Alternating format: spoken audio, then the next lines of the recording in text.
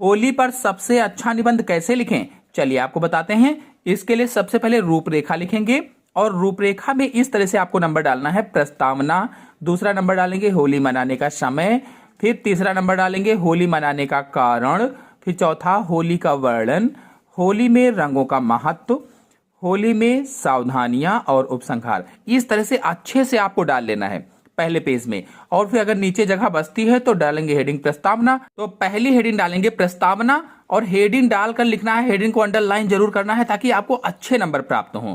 प्रस्तावना में लिखेंगे होली रंगों का त्योहार है, बसंत के रंगों का प्रतीक बनकर यह त्योहार हर साल फागुन मास में बड़ी धूमधाम से मनाया जाता है।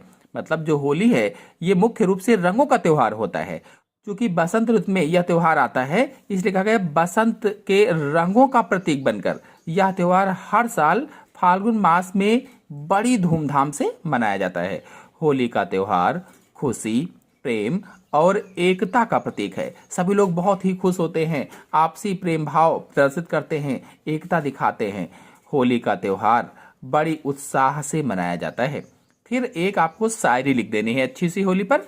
लिखेंगे होली का गुलाल हो, रंगों की बहार हो, गुजिया की मिठास हो, सबके दिलों में प्यार हो, ऐसा होली का त्योहार हो। आप चाहें तो ये लाइन यहां तक लिखें, फिर इसके नीचे ये वाली लिख दें, इसके नीचे ये वाली, फिर इसके नीचे ऊपर नीचे करके लिख सकते हैं या ऐसे लिख सकते हैं। ये लिखने से अच्छे नंबर प्राप्त होंगे। फिर दूसरी हेडिंग डालेंगे होली मनाने का समय। तो होली मनाने के समय को कैसे लिखना है ताकि अच्छे नंबर मिले। होली का त्योहार हर साल मार्च के महीने में मनाया जाता है, यानी प्रत्येक वर्ष मार्च के महीने में होली का त्योहार आता है।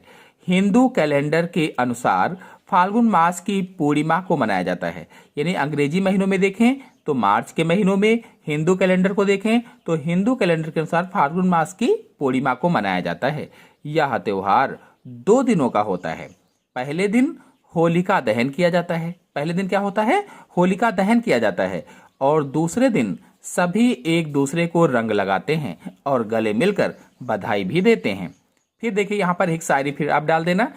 पूर्णिमा का चांद रंगों की डोली, चांद से उसकी चांदनी बोली, खुशियों से भर दे सबकी झोली, आपके जीवन को रंग दे ये होली। इस तरह से लिखने से अच्छे नंबर मिलेंगे। फिर अगली हेडिंग डालेंगे, फिर तीसरी हेडिंग डालेंगे होली मनाने का कारण, यानी होली क्यों मनाई जाती है। तो लिखेंगे पौराणिक कथा अनुसार, यानी पौराणिक कथाओं के अनुसार दैत्यों का राजा हिरण्याकश्यप अपने राज्य में भगवान विष्णु की पूजा नहीं होने देता था। जो दैत्य था, जो राक्षस था, राक्षसों का राजा हिरण्याकश्यप अपने राज्य में भगवान विष्णु की पूजा नहीं होने दे रहा था। उसका पुत्र प्रहलाद भगवान विष्णु का परम भक्त था। अब उसका पुत्र भगवान विष्णु का परम भक्त निकला। हिरण्याकश्यप को यह बात पसंद नहीं थी, लेकिन वो पसंद नहीं करता था। अब उसने प्रहलाद को भगवान की पूजा करने से बहुत रोका, बहुत प्रयास किया कि प्रहलाद भगवान विष्णु की पूजा न करे, लेकिन रोक नहीं सका। हिरण्याकश्यप ने प्रहलाद को जान से मारने की कोशिश की। हाथी के पैरों तले कुचलाया, हाथी के पैरों तले पहले कुचलाया, फिर भी प्रहलाद बच गए। फिर पहाड़ से फेंकवाया, तब भी प्रहलाद बच गए, फिर भी प्रहलाद को मार नहीं सका। अब हिरण्याकश्यप ने अपनी बहन होलिका की मदद दी, यानी हिरण्याकश्यप की बहन थी होलिका, उसका नाम क्या था? होलिका नाम था हिरण्याकश्यप की बहन का। तो उसकी मदद दी। होलिका को वरदान था कि वह आग में नहीं जलेगी। उसको पहले से वरदान प्राप्त था कि वह आग में नहीं जलेगी। होलिका ने प्रहलाद को गोद में बिठाया और आग में बैठ गई। हिरण्याकश्यप ने बताया कि प्रहलाद को गोद में लेकर के आग में बैठ जाओ। तो होलिका ने प्रहलाद को गोद में बिठाया और आग में बैठ गई। प्रहलाद भगवान का नाम जपता रहा और उसका बाल भी बांका नहीं हुआ। वो भगवान विष्णु का नाम जपता रहा और उसका कुछ नहीं हुआ, जबकि होलिका जलकर भस्म हो गई। क्योंकि उसको वरदान भी प्राप्त था, लेकिन फिर भी उसके जो कर्म थे वो गलत थे, इसलिए वो जलकर भस्म हो गई। इस प्रकार बुराई पर अच्छाई की जीत हुई। तभी से होली का त्योहार मनाया जाता है। फिर उतना लिखने के बाद फिर से एक शायरी लिख देंगे। होली आती याद दिलाती, रंगों से तन मन सहलाती, भीगे भीगे गीत सुनाती, पिचकारी से रंग बरसाती। फिर देखिए अगली हेडिंग डालेंगे होली का वर्णन और लिखेंगे होली के पहले दिन उपलों और लकड़ियों का ढेर एक जगह इकट्ठा किया जाता है। यानी जो गोबर से बने उपले होते हैं, कंडे होते हैं, उनको और लकड़ियों को इकट्ठा कर लेते हैं, एक जगह पर ढेर लगाते हैं, बड़ा ऊंचा सा बड़ा सा। इस ढेर को होलिका कहते हैं। उसी ढेर को क्या कहा जाता है?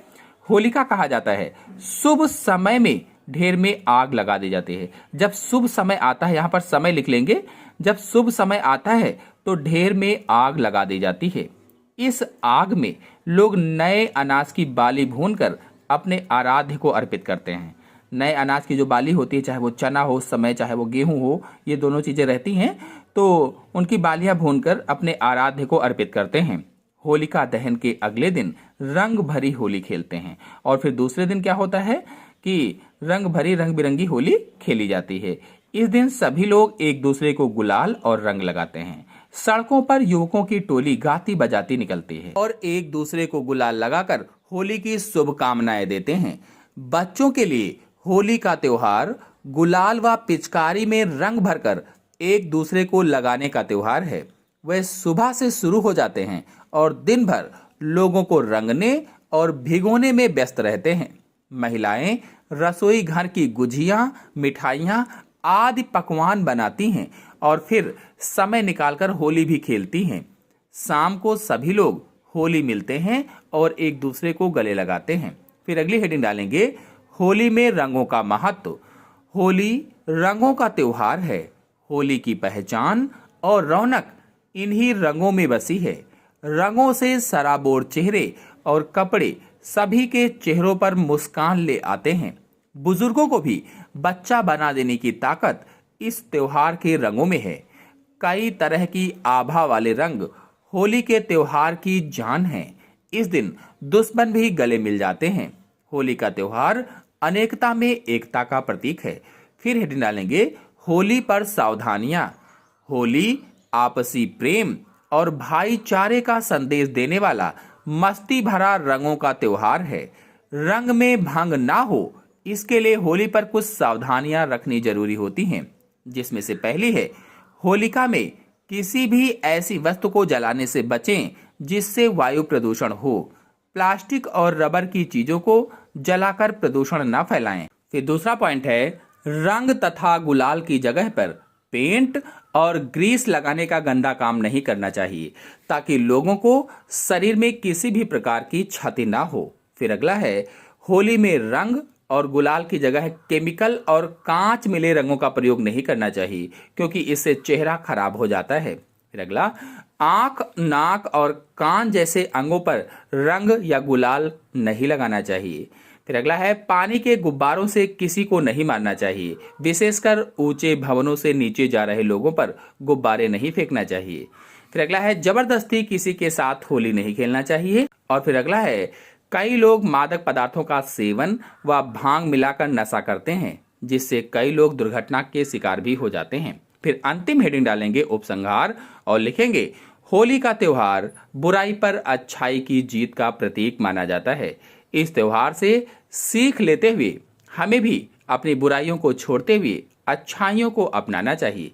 वर्तमान में भटके हुए युवाओं को हमें इस त्योहार के महत्व और विशेषताओं के बारे में बताना चाहिए, ताकि उनके विचार बदलें और होली की छवि जैसे पहले थी वैसे ही बनी रहें। इसी के साथ आप सभी लोगों को होली की हार्दिक शुभकामनाएं। धन्यवाद।